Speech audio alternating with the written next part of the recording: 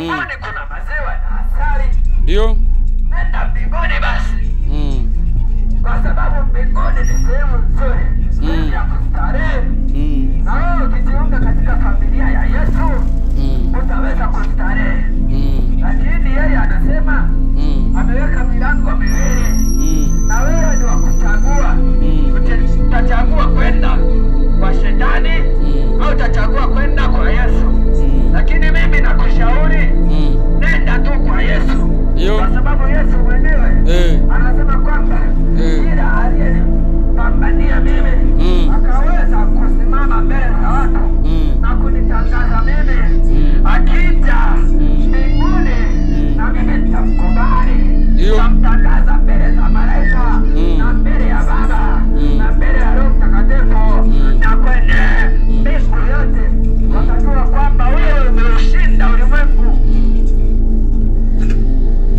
Yaani ukienda kule watakufanyia sherehe moja kubwa sana. Ndio. Sherehe kubwa itatokea mbinguni. Ndio. Wale watakatifu walioenda kule naenda kushauri ni bora ukimkubali Yesu. Yes. Hapo mbinguni kuna sherehe kubwa sana. Ambapo ukienda mbinguni hautakufa milele. Ndio. Yaani utaishi milele na milele. Lele. Maisha mazuri. Hautawahi kuumwa. Hautawahi kudaiwa.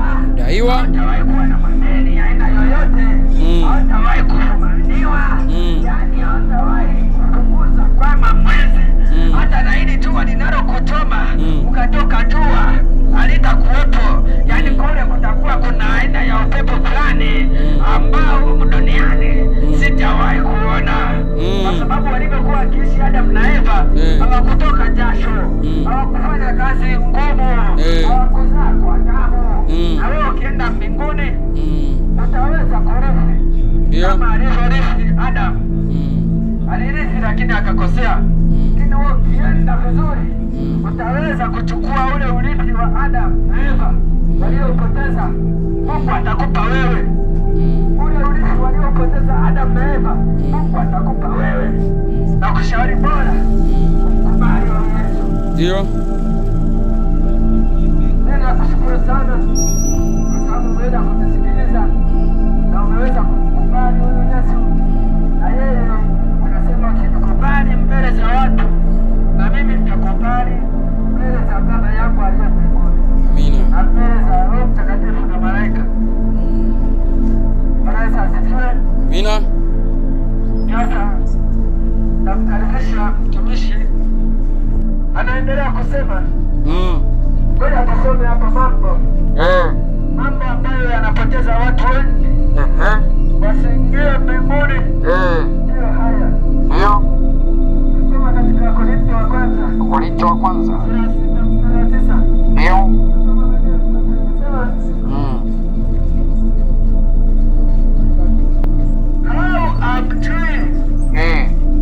Ya kuwa wazalimu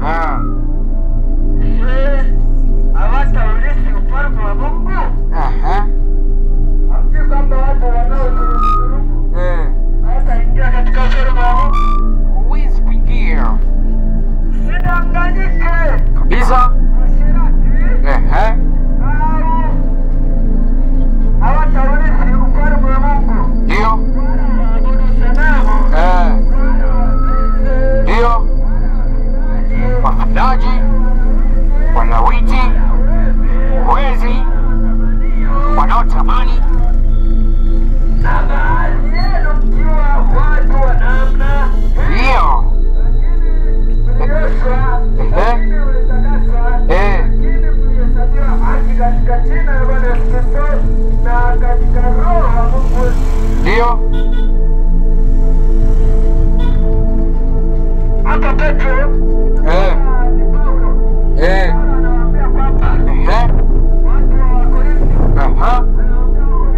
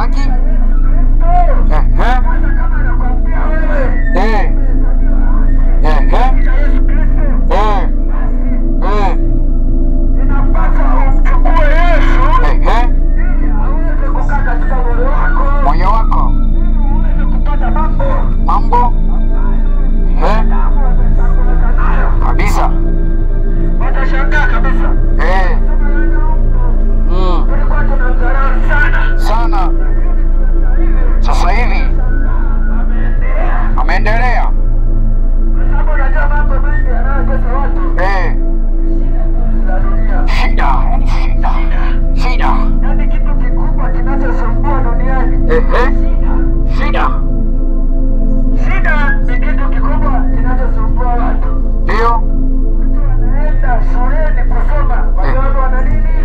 Shida. Shida. Shuleni mwake kuna nini? Shida. Shida. Anaenda shuleni kusoma. Mtu anaenda kufanya kazi benki. Kwa sababu ana nini? Shida. Mtu anaenda kuchimba mgodini kwa sababu ana nini? Ana shida.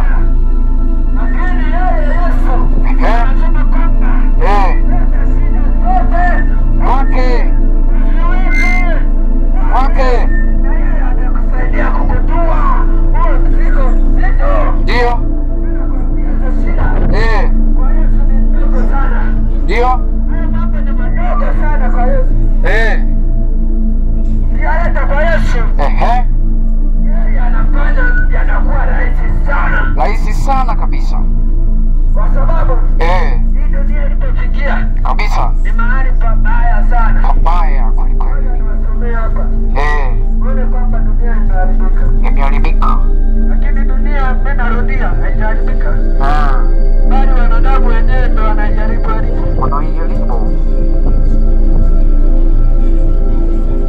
Yaani watu wanaigongora. Wanachukua dunia, wanaipaka mkaa kwa nyeusi. Alafu wanasema dunia ni mbaya. Kwamba dhambi ni nzuri sana kwa macho. Ili ungekuwa na uwezo wa kuona ule mwisho wa dhambi. Unaweza kujaribu kufanya hiyo dhambi. Kabisa. Maana unaweza kuta watu. Mtu anaenda. Anaenda baa.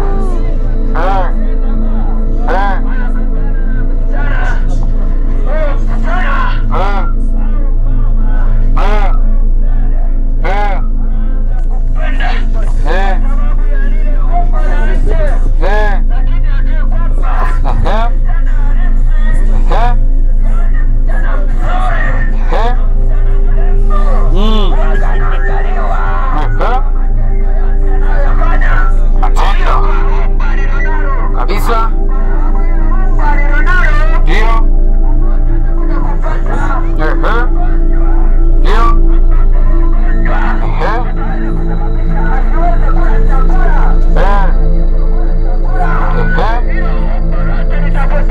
Ndio. Tabia ya ndani, ule utu wa ndani, ndio huwa unafaa sana. Lile umbo la nje. Sasa unaona kwamba dhambi inapoteza. Kabisa. Dhambi inapoteza watu wengi. Kabisa. Unaweza ukakuta mtu umeshachunia watu. Mtu ameoa mke wake akiwa ni mnene. Lakini baada ya kumweka ndani, yule mwanamke amekonda kabisa. Kwa kukosa chakula. Sasa wewe unapenda mwanamke mzuri. Anaoa mzuri. Lakini baada utafuatilia familia yake. Utafuatilia kazi yake. Nidhamu yake. Baba yake. Utawafuatilia. Wenda ukakuta wazazi wake mmoja wapo. Inawezekana ni mchawi. Au yeye ana ile roho ya kutunganisha wanandoa. Kisha watunganisha. Mimi tunaachana. Mimi nakushauri kijana. Wanawake wazuri. Wanaosema mezani. Mwanamke mzuri.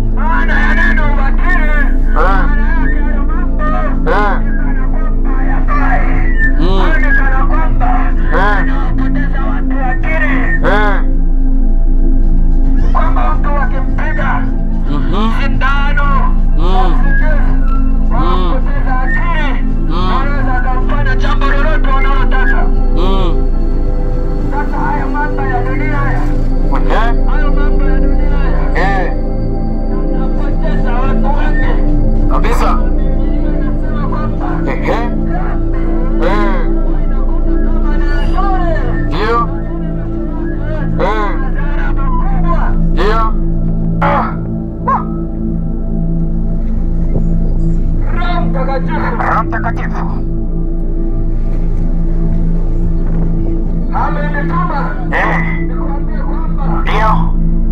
Inawezekana ukaendelea na maisha Kabisa.